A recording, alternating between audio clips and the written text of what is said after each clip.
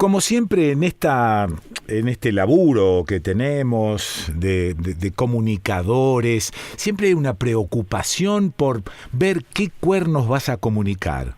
Si vas a comunicar alguna cosa que pensás en lo profundo de tu pensamiento, o si vas a comunicar lo que crees que debes comunicar. Y ahí se nos arma un montón de líos con el tema de la memoria.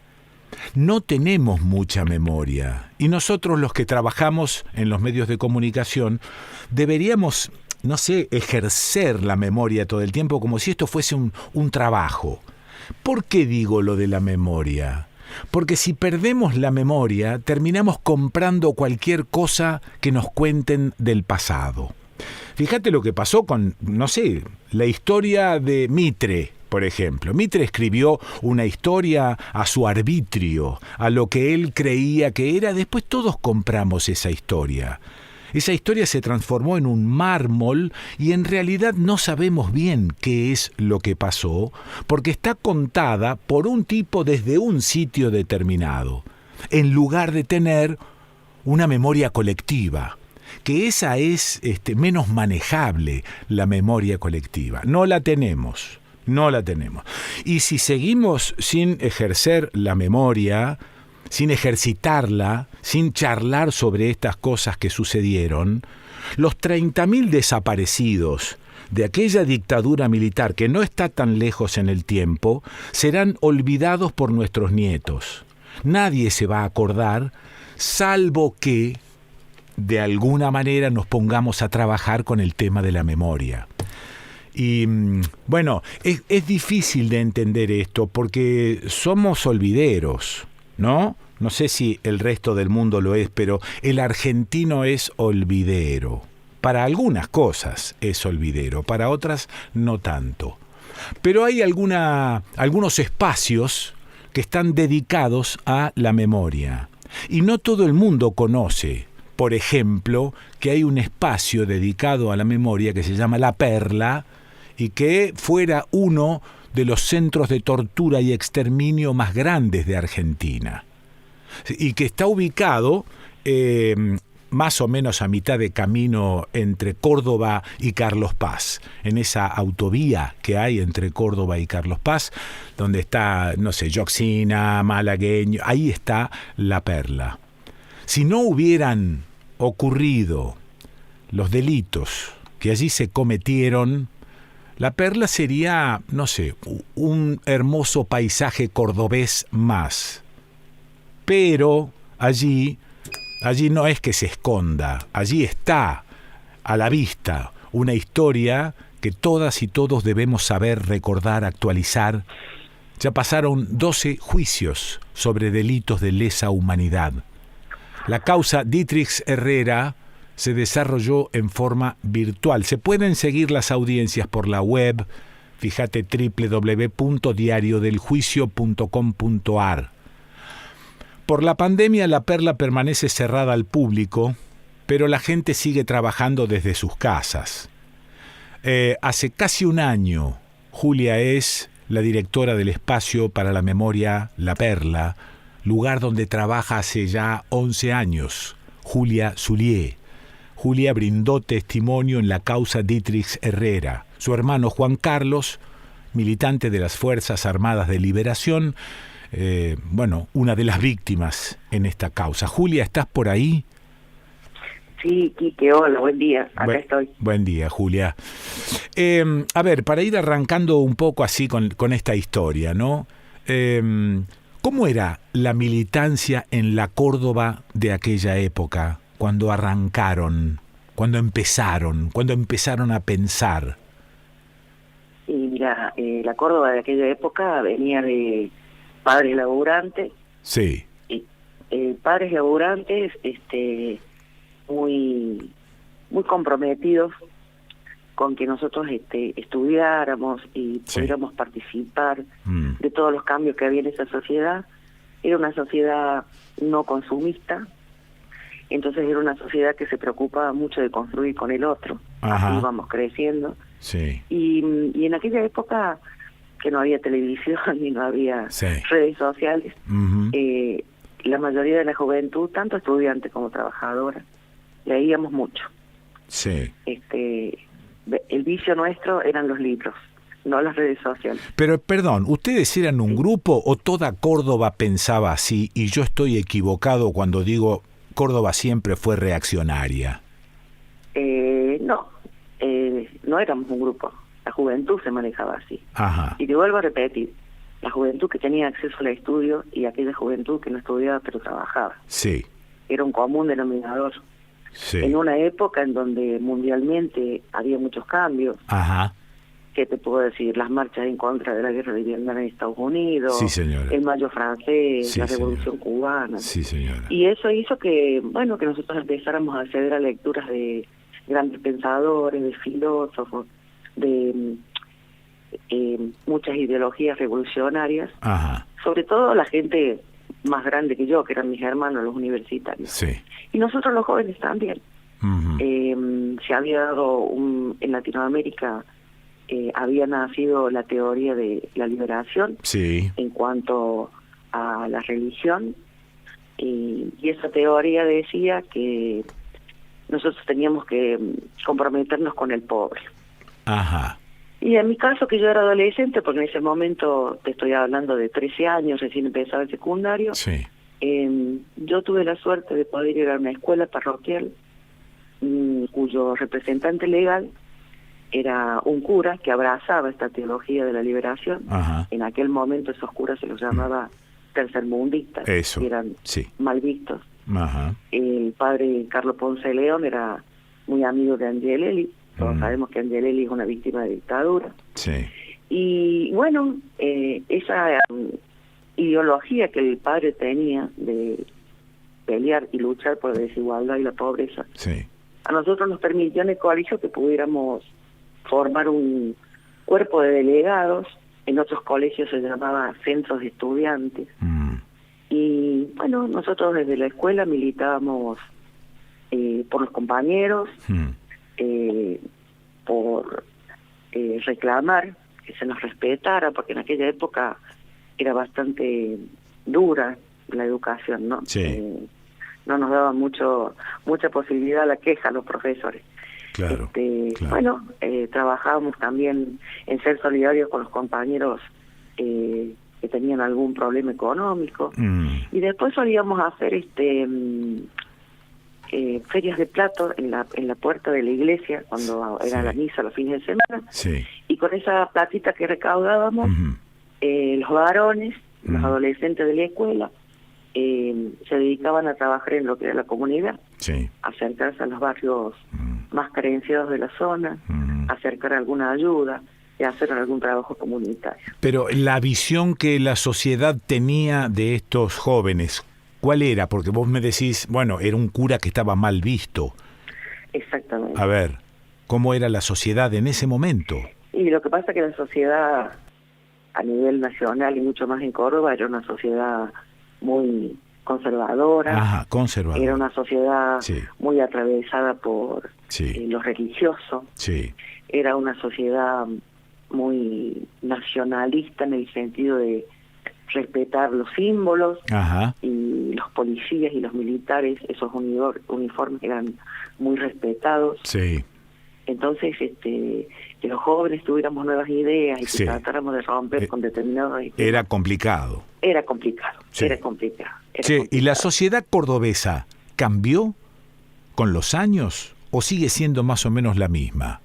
Y lamentablemente ha habido cambios. No voy a decir que nada ha sido en vano, porque Sí. sería una mentira. Pero sí, Córdoba sigue siendo bastante conservador. Ajá. Sí, sí. O sea que no les resultaba fácil hacer lo que hacían en ese momento. No era fácil, pero lo hacíamos con alegría. O sea, no solamente Sí. los adolescentes de donde podíamos de la escuela, sino también la gente que estudiaba en la universidad. Sí. Éramos, en eso sí, era un denominador común, éramos una juventud muy alegre, con mucha fuerza, disfrutábamos mucho de la música, disfrutábamos mucho de la lectura. Sí. Si te juntabas en la casa de algún amigo, así fuéramos 2 o 3, nunca faltaba la guitarra. Claro. claro. La música en aquella época era una revolución. Sí. No te voy a pedir que me des detalles de cómo funcionó la Perla en ese momento. ¿En qué momento sale a la luz para la sociedad lo que había sucedido en la Perla con sus torturas y sus muertes? Y bueno, mira, todo esto tiene que ver post-dictadura con la lucha de los organismos de derechos humanos, ¿no? Sí, claro. Tanto a nivel nacional como acá en Córdoba. Acá en Córdoba inicia familiares de desaparecidos y detenidos por razones políticas de Córdoba. Sí. Y ya a partir de el año 1900, a ver, que estoy tratando de hacer memoria. Desde el 1997 ya se empieza a hacer marchas. O sea, en ese momento no se reconocía la Perla como un centro de tortura y exterminio, pero los organismos empezaron a hacer marchas. Sí. En esa época ya estaba formada la organización Hijos, entonces se hacían marchas a pie hasta la Perla, se llegaba hasta la puerta, se homenajeaba a la gente que estaba desaparecida, y hubo 2 o 3 marchas hasta el año 2000 que hicieron presión y que empezaron a darle visibilidad a la Perla. Claro, y mientras tanto se iba juntando la documentación necesaria como para demostrar lo que había sucedido. Exactamente. Claro. Bueno, hasta que después, todos sabemos, en el 2007, Néstor Kirchner abre las puertas de la Perla y aparte la cede todo lo que es el predio, que son 3,5 hectáreas, para que quede bajo la organización de la Comisión Provincial de la Memoria, que es la que regula los sitios de memoria acá en Córdoba.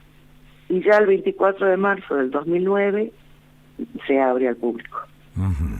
O sea que se entrega el 24 de marzo del 2007 y se abre al público como espacio de memoria y promoción de derechos humanos el 24 de marzo del 2009. Ya pasaron 12 juicios, ¿no? Sí. A través de los cuales también se pudo dimensionar, conocer la maquinaria represiva, sus métodos, los responsables, los ejecutores. Contame sobre esta causa Dietrich Herrera. Bueno, esta causa Dietrich Herrera está haciendo, como vos dijiste, llevándose a cabo de manera virtual por la pandemia. Y la verdad que el juicio se haya hecho público a nosotros nos ha favorecido como sociedad, porque nos da la posibilidad de que pueda llegar a diferentes lugares, no solamente de la provincia, sino del país, inclusive fuera del país, y que se conozcan estos hechos que ya sucedieron, y particularmente en este juicio que se pueda ver un poquito más allá como sociedad, como la dictadura también rompió el entramado social y realmente nos pasó a todos, ¿no? Y esto te lo digo desde las declaraciones de madres, de hermanas y hermanos, de amigas y amigos, de embarazadas, de viudas. Eso. Yo celebro en gran parte que esto se esté dando para que la gente pueda ver en esto que vos hablas de la memoria, y quiero trabajar por la memoria para lograr construir una memoria ejemplar, así decimos nosotros. ¿Y vos crees que la gente, vos crees que la gente quiere ver esto o quiere olvidar esto?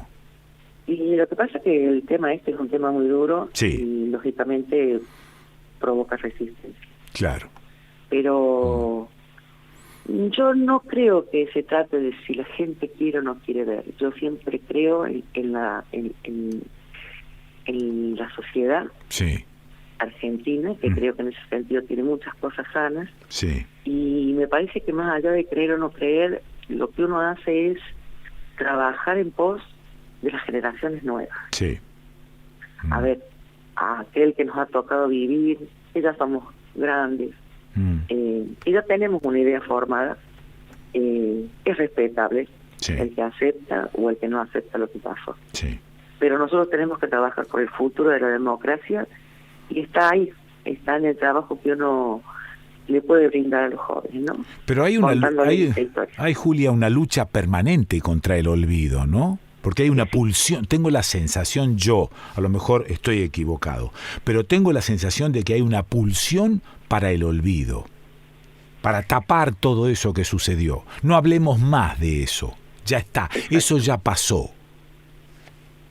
Bueno, justamente, eso también está bueno laburarlo con los jóvenes, para que ellos entiendan estos mensajes que vos decís, los 30.000 desaparecidos, de nuevo hablan de esto. Claro, claro. No es algo que se deba olvidar, no es algo que se deba silenciar, porque si no caemos en el peligro del negacionismo. Sí.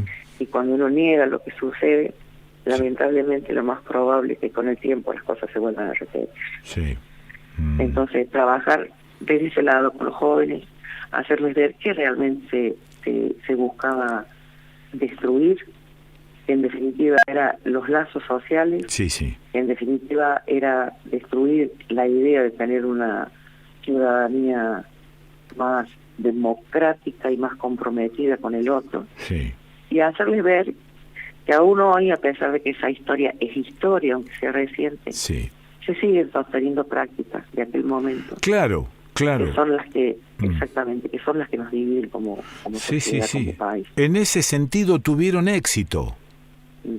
Y es difícil reconocerlo ahora a esta distancia y con la historia. Pero tuvieron éxito. Ganaron ellos. Sí. Y entonces lo que hay que hacer es oponerse a ese reduccionismo que significa el ganaron ellos. La verdad es que es complicada la pelea, ¿eh? Y bueno, desigual, es desigual. Es desigual, sí. Pero yo creo que con el tiempo vamos a terminar ganando nosotros, de eso no tengo la menor duda. Sí. De eso no tengo la menor duda. Yo no creo que la sociedad argentina pueda volver a aceptar que se decida sobre la vida, se castiga a aquella persona que piensa diferente. Sí, claro. Que se prohíba poder decidir como persona, no como ciudadano. Sí. Y bueno, ese es el trabajo nuestro, enseñarle a los chicos que aprendan o que tengan herramientas para ser ciudadanos críticos y que sepan defender sus derechos, que en definitiva son los derechos colectivos, ¿no? Es la única forma de construir colectivamente para que eso no vuelva a suceder. Y para que no se olvide, por supuesto, porque no solamente estamos hablando de 30.000 desaparecidos, sí, estamos hablando de justicia, sino que también tenemos que recordar que tenemos casi más de 300 nietos que tenemos que recuperar. Sí. Eso no es historia, sí, eso es presente. Claro. Y también tenemos que encontrar los cuerpos de nuestros seres queridos. Claro. Entonces hay que seguir trabajando, indudablemente. Julia, ¿qué pasó con tu hermano? Bueno, yo te cuento. Yo en esta causa pido justicia por Luis Roberto, que es mi hermano más grande, sí, que tenía 25 años, Juan Carlos, que es mi otro hermano, que tenía 23, sí, por Adriana María, que era mi cuñada, que tenía 22 años, y esposa de Juan Carlos. Sí. También está la causa de Miguel Ángel Arias, que en ese momento era mi novio y que tenía 19 años. Y que los 4 en ese momento están desaparecidos, fueron secuestrados y terminaron en La Perla. Ajá. Y a su vez también dentro de la misma causa estamos pidiendo justicia por Sebastián, mi sobrino, sí, que era hijo de la pareja secuestrada, ajá, y que en ese momento tenía 5 meses. Y por mi papá, que se llamaba Luis Freddy, que también en búsqueda de sus hijos fue secuestrado y torturado y después liberado junto con el bebé. Esos son los hechos en donde la familia participa en este juicio pidiendo justicia. Mirando hacia atrás, repasando, leyendo, escuchando, no resulta complicado ni difícil imaginar el horror vivido en aquellos años. Pero la pregunta que te hago es la siguiente: ¿sigue habiendo miedo entre algunos militantes, exmilitantes? ¿Miedo? No. Ajá. No. Uh-huh. Lo que sí te puedo decir que las secuelas que han quedado han sido muy duras. Sí, claro. Ahora, miedo no, Quique. Uh-huh. Yo creo que justamente una de las grandes luchas que ha tenido el pueblo argentino en cuanto a las organizaciones de derechos humanos ha sido pelearle al miedo. Okay. Pelearle al miedo, salir a la calle, reclamar, investigar, como vos decís, y no callarse. Uh-huh. Así que no, yo no creo que los sobrevivientes sientan en este momento miedo. Sí te puedo decir que las secuelas que tienen son terribles, ¿no? Porque han pasado por el horror. ¿Algo más que quieras contarme, Julia, de La Perla? ¿Algún otro dato? De La Perla, bueno, contarte que La Perla tiene lo que se llama la pedagogía de la memoria. Sí. Entonces nosotros es un espacio abierto al público, tiene una parte de museología, que tiene salas de contenidos de la época, tiene lo que es la parte histórica del sitio, que está tal cual en aquel momento, para contarles a la gente lo que sucedió, y aparte tenemos muchas movidas culturales y que trabajamos con organizaciones. Pero el fuerte del flujo de gente en el año, también lógicamente visitantes sueltos, ¿no? Turistas, gente de la zona, y mucho turismo en el verano. El fuerte son las escuelas. Entonces las escuelas piden turnos para poder ir y se les hace visitas guiadas. Está bueno. Y trabajamos muy fuertemente aquí, que nosotros recibimos más de 10.000 personas al año. Ajá.